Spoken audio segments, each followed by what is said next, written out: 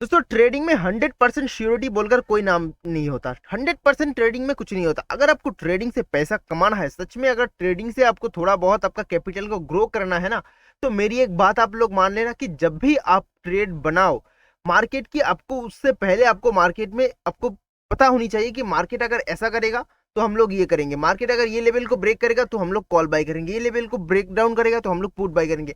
मतलब मेरी कहने का मतलब ये है कि आपको माइंड में व्यू रखना पड़ेगा कि मार्केट में कैसा मोमेंटम आ सकता है, कैसा हो सकता है इसी लेवल के बाद, इसी लेवल को ब्रेकआउट करने के बाद। देखिए आज पहली ट्रेड में मुझे लॉस हुआ था, अच्छा खासा लॉस हो गए थे पहली ट्रेड में।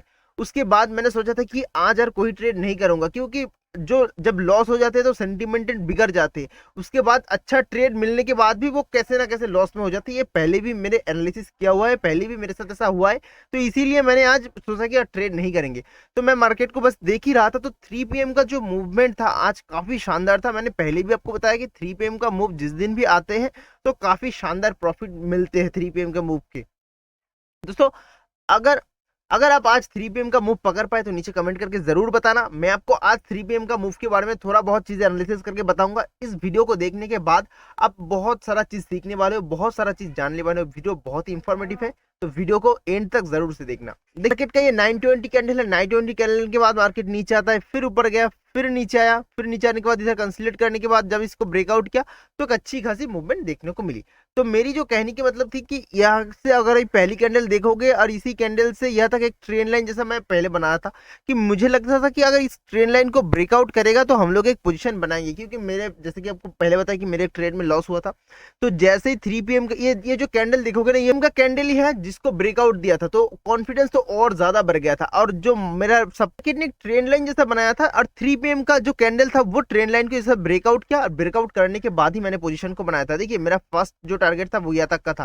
देखिए फर्स्ट टारगेट के जैसे ही पास आया था, मैंने जैसे ही पास आके नीचे ये रेड कैंडल बना रहा था, मैंने उधर ही पोजीशन को एग्जिट कर दिया था, क्योंकि मार्केट 5 मिनट बाद क्लोज भी होने वाला था और 3 PM का मूव अच्छा खासा शानदार प्रॉफिट मिल भी गया था। तो मेरा जो लॉस हुआ था वो भी रिकवर हो गया और मुझे कुछ प्रॉफिट भी आ गए थे, तो प्रॉफिट बुक कर लिया क्योंकि अच्छा खासा प्रॉफिट मुझे मिल गया था। देखिए आज क्या क्या उसी की चीजें बता रहा हूँ। अगर आपको पहली ट्रेड में लॉस होता है, देखिए ओवर ट्रेडिंग आपको ऐसे ही दूर करना है। पहली ट्रेड में लॉस होता है तो उसके बाद ट्रेड मत ही कीजिए।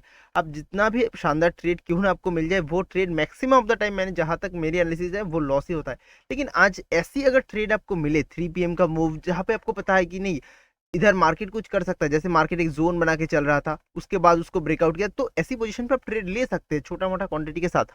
लेकिन अगर आपको पहली ट्रेड में अच्छा खासा लॉस हो जाते हैं तो उसके बाद और किसी भी ट्रेड में जबरदस्ती घुसने की कोशिश मत कीजिए। मतलब किसी होप में तो एटलीस्ट कोशिश मत कीजिए। मेरे जो एनालिसिस था कि 3 PM का मूव एक अच्छा खासा मिलता है, ये सभी को पता है कि 3 PM का ये जैसे ये ट्रेंड लाइन को ब्रेकआउट किया मैंने पोजीशन को बनाया था, और मुझे यह तो लग रहा ही था कि मार्केट यहाँ तक तो आएगा ही आएगा। जैसे ही मार्केट यहाँ तक आया था मैंने इधर पोजीशन को एग्जिट कर दिया। तो मेरी एक आप गोल्डन लाइन लिख लेना कि अगर आपको पहली ट्रेड में लॉस होता है तो उसके बाद किसी भी ट्रेड में जबरदस्ती घुसने की कोशिश मत करना उस दिन।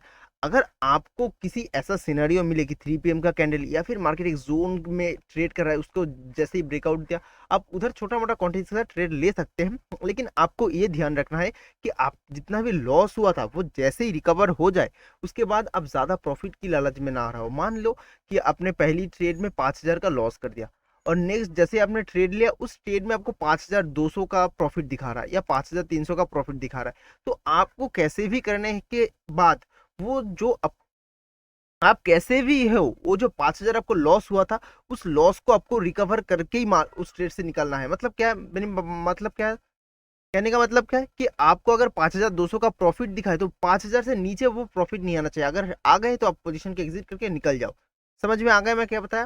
कि अगर आपको पहली ट्रेड में मान लो 5,000 का लॉस हुआ, लॉस हो जाने के बाद उस नेक्स्ट जो आपने ट्रेड लिया उसी ट्रेड में आपको मान लो 5,200 का प्रॉफिट दिखा रहा है, तो आप सोचोगे कि 200, अरे 200 में क्या होता है, रख देते हैं। अब वो 5,000 4,500 आ जाता है, 3,000 आ जाता है, उसके बाद आप पोजीशन को एग्जिट करोगे तो फिर भी आप 2,000 के लॉस में होगा। अगर आप किसी भी ट्रेड में आपको लॉस रिकवर करके प्रॉफिट में आ गया तो उस ट्रेड में जितना जल्दी हो सके निकल जाओ। ये मेरा लाइन है, आप लोग ये एक साइकोलॉजी है, आप लोग बस इसको फॉलो करना, देखेंगे आपको धीरे धीरे लॉस रिकवर हो जाएगा। और आज मार्केट ने 3 PM का कैंडल बहुत ही शानदार प्रॉफिट दिया। आप अगर इस 3 PM का कैंडल से प्रॉफिट किया हो तो नीचे कमेंट करके जरूर बताना।